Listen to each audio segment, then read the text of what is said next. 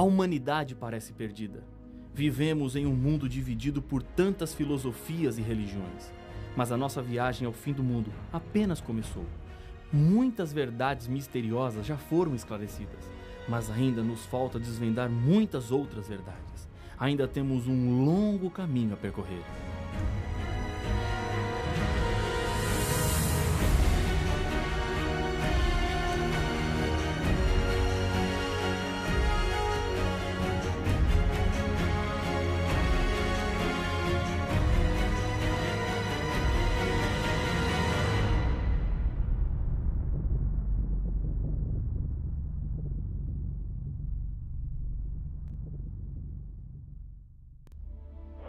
A maioria dos livros do Novo Testamento são cartas que foram escritas pelos santos apóstolos a várias congregações do passado, mas as mensagens não estão presas ao tempo, chegam até os nossos dias. O conteúdo dessas cartas é universal. Existe algo que faz do Apocalipse um livro realmente único.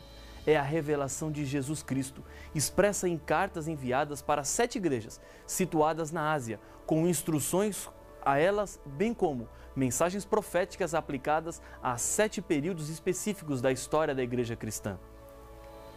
As cartas trazem mensagens que produzem crescimento e fortalecimento espiritual daquele que busca organizar a sua vida de acordo com as mensagens que vêm diretamente de Deus.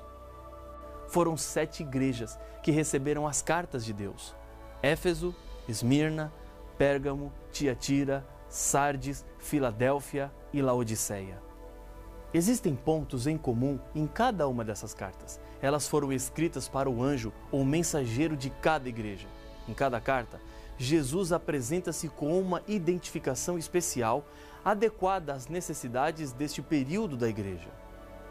Por exemplo, ao escrever a Esmirna, Jesus apresenta-se como o que esteve morto e tornou a viver.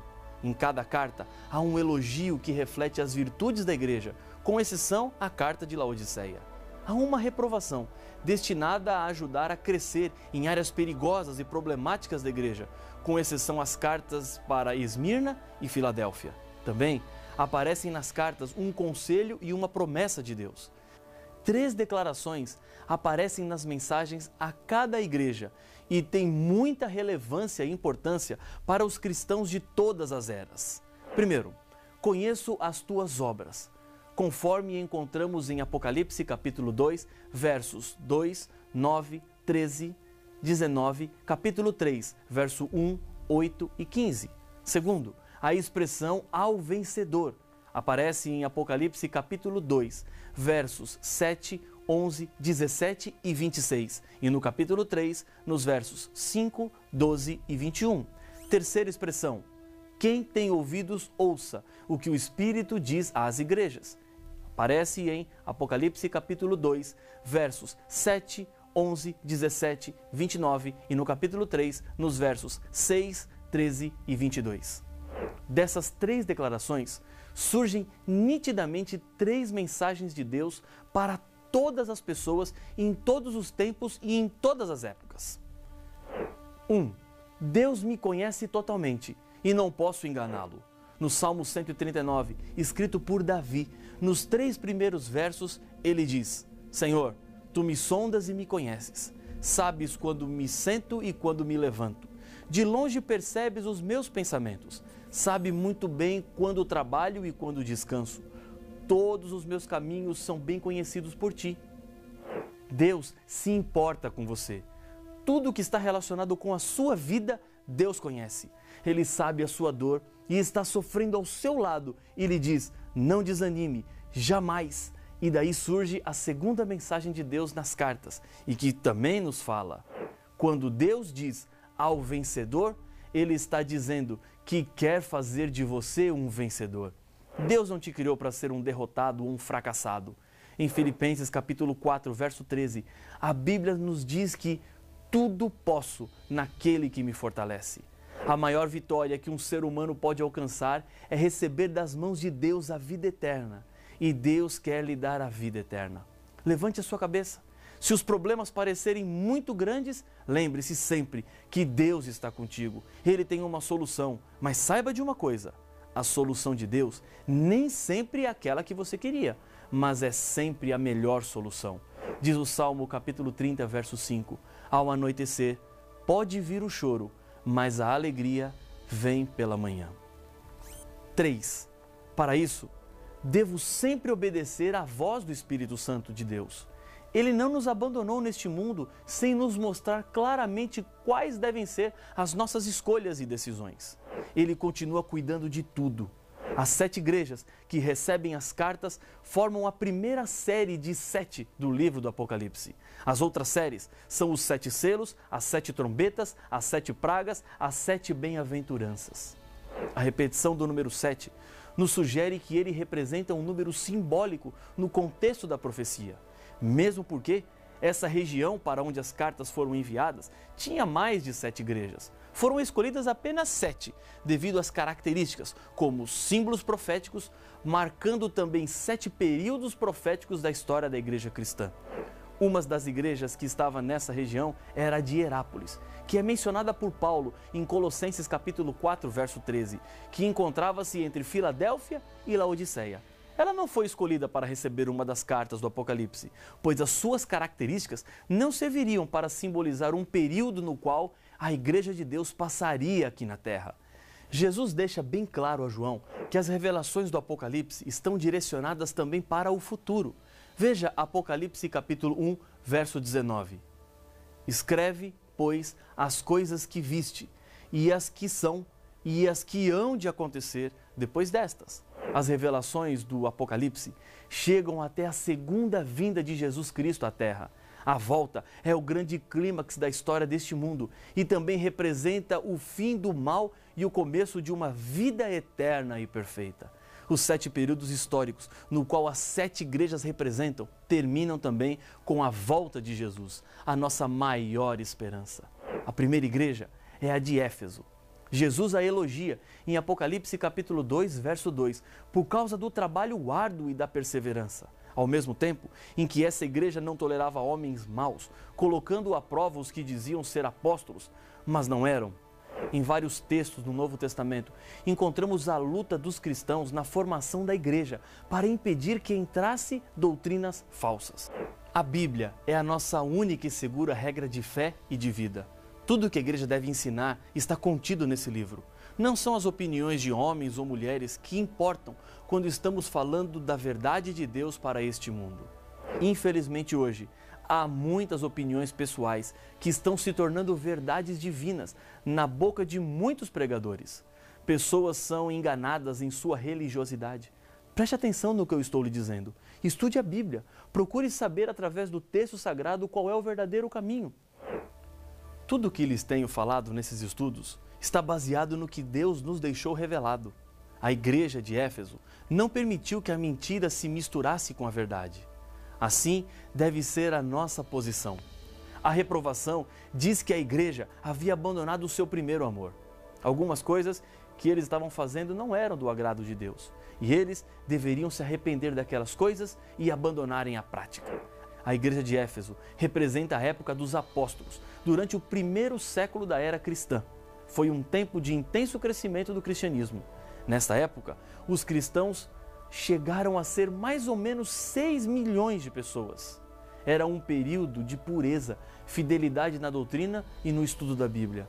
A segunda igreja é a de Esmirna. Essa igreja somente recebe elogio. De Jesus a essa igreja, que conhecia as aflições e a pobreza da igreja. Mas a igreja, na verdade, era rica. Jesus também fala de um período de 10 dias de perseguição que a igreja sofreria em Apocalipse capítulo 2, verso 10. A igreja de Esmirna marca um período de perseguições gerais. Durante o segundo e terceiro século, os imperadores romanos procuraram exterminar a igreja cristã com perseguições, mas o exemplo dos mártires movia o coração dos sinceros, os quais se convertiam, aumentando assim o número dos cristãos. Um exemplo dessas perseguições aconteceu com Policarpo. Ele foi pastor da igreja de Esmirna. O Estado exigia que ele adorasse a César como se fosse um deus, mas ele não o fez e lhe custou a vida. Quando exigiram que renunciasse a Cristo se quisesse salvar a sua vida, respondeu: servi a meu Jesus por 50 anos e ele não falhou comigo nem um só dia. Como poderia traí-lo agora? foi queimado vivo, atado a um poste na encosta do Monte Pagos, no ano 168. Como ele, outros milhares se tornaram mártires. Esse período termina em 313, no Edito de Tolerância de Milão, assinado por Constantino. A terceira igreja é a de Pérgamo. O elogio dessa igreja é que permanecia fiel ao nome de Jesus e não havia renunciado à sua fé. A reprovação dizia que a igreja tinha pessoas que estavam apegadas aos ensinos contrários aos da Bíblia, como o de Balaão e a doutrina dos nicolaítas. Quando em 313, Constantino assinou o Edito de Tolerância de Milão, dando liberdade de culto aos cristãos, pouco depois disse que estava convertido ao cristianismo. Com isso, despertou natural gratidão e admiração da igreja, que até então era duramente perseguida. O imperador, porém, continuou sendo o líder máximo do paganismo, ao mesmo tempo em que assistia aos cultos cristãos. O imperador envolveu-se nos assuntos da igreja, exercendo a sua influência. E no dia 7 de março de 321, ditou a primeira lei, tornando obrigatória a observância do domingo, dia em que os pagãos adoravam o Deus Sol. E com isso, essa prática acabou se infiltrando no cristianismo, sem ter nenhuma base bíblica. Essa mudança será estudada aqui, no nosso estudo sobre o Apocalipse. Nesse período, o que fica evidente é que Satanás tentou destruir a Igreja de Deus com as perseguições e as inúmeras mortes que aconteceram. Como não conseguiu, fez com que a Igreja se misturasse com o Estado, introduzindo na Igreja pagãos não convertidos, que trouxeram para dentro parte de suas ideias. Essas práticas do paganismo dentro da Igreja foram enfraquecendo a doutrina. Pérgamo refere-se aos séculos 4, 5 e metade do 6. A quarta igreja é a de Tiatira.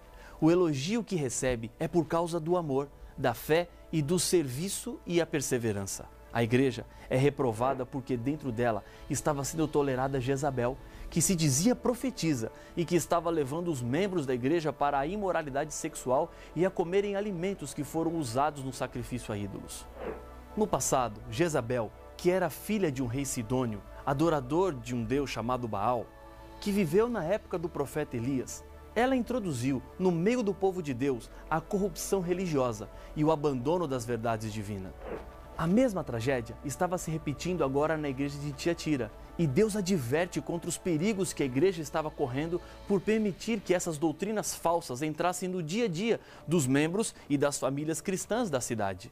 No ano de 538, entrou em vigor o Edito de Justiniano, que permitia condenar, até com pena de morte, os que não respeitassem os ensinos do bispo de Roma. Como aconteceu com Constantino, a religião cristã se tornou religião oficial do império. Muitas doutrinas pagãs entraram na igreja nesta época, e os cristãos, influenciados por essas doutrinas, perseguiram aquela pequena minoria que se mantinha fiel às Escrituras. Tiatira representa o período que vai desde o século 6 ao 15, período chamado de Idade Média. Do século 4 ao século 15, muitas doutrinas passaram a fazer parte do cristianismo por causa da associação entre cristianismo e paganismo, e não possuem nenhum respaldo na Bíblia para acreditarmos desta forma. Algumas dessas doutrinas, além da mudança do sábado para o domingo, são oração pelos mortos e depois a canonização de santos mortos, doutrina do purgatório, uso de água abençoada, inquisição, confissão dos pecados a homens, os 7 sacramentos, entre outras. A quinta igreja é a de Sardes. Jesus apresenta primeiro a reprovação. A igreja de Sardes tinha a fama de estar viva, mas na verdade estava morta. Umas poucas pessoas na igreja não tinham se contaminado com a mentira e os enganos da época. A essas pessoas, Jesus assegura que estarão com ele vestidos de branco, pois eles são dignos. Sardes corresponde à igreja no século 17 e à primeira parte do século 18, quando a verdade bíblica começou a abrir caminho por meio da pregação dos reformadores. Entre os que se levantaram estava Martinho Lutero, que trouxe entre muitas contribuições a ideia de que o ser humano tem acesso diretamente a Deus para alcançar o perdão dos seus pecados, não precisando pagar nada a homens para alcançar o favor de Deus. A sexta igreja é a de Filadélfia. A igreja tinha pouca força, mas havia guardado as palavras de Deus e não negou o nome de Jesus. E só para esta igreja, Jesus não faz nenhuma reprovação. O nome Filadélfia significa amor fraternal. Representa a última parte do século XVIII e a primeira parte do século XIX, período correspondente com o nascimento da expansão missionária e a organização das sociedades bíblicas. Neste período, aprofundam-se os estudos dos livros proféticos de Daniel e Apocalipse. 3 datas aparecem como indicativas desse período: 1755, quando ocorreu o grande terremoto de Lisboa; 1798, quando houve o escurecimento do Sol e da Lua, chamado de Dia Escuro; e 1833, quando aconteceu a queda das estrelas. E então, a última igreja é Laodiceia. Contrário às outras, essa igreja não recebe de Deus nenhum elogio, mas uma repreensão sobre a situação da igreja, marcada pela mornidão. Não era quente e nem fria, e Jesus afirma que estava a ponto de vomitá-la. Jesus diz a essa igreja: eu repreendo e disciplino a quantos amo. Sê, pois, zeloso e arrepende-te. Apocalipse capítulo 3, verso 19. Apesar da triste condição de autossuficiência e miséria espiritual de Laodiceia, Deus continua a amá-la. Não tolera seus erros, mas dirige conselhos mais comoventes e lhe oferece entrar em comunhão íntima com ele. Para isso, diz Jesus: eis que estou à porta e bato. Se alguém ouvir a minha voz e abrir a porta, entrarei em sua casa e cearei com ele e ele comigo. Apocalipse capítulo 3, verso 20. Este período da igreja vai até a volta do Senhor Jesus. E é exatamente nesse período da história que nós estamos vivendo.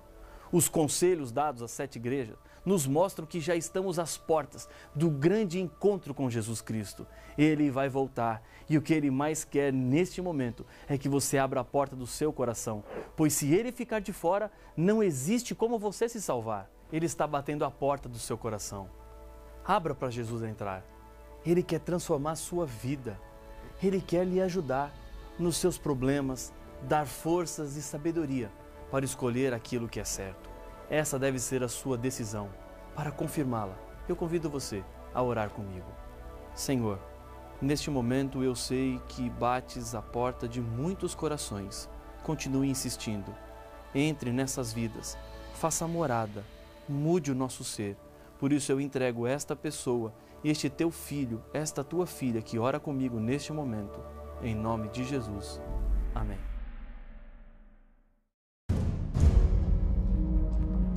O livro do Apocalipse, no primeiro capítulo, fala do momento da volta de Jesus. Eis que vem com as nuvens, e todo olho o verá. Apocalipse capítulo 1, verso 7. Mas quando Jesus retornará pela segunda vez? E como todos o verão? Como isso acontecerá? Para saber as respostas a estas difíceis questões, não perca o próximo episódio de Apocalipse, o fim revelado.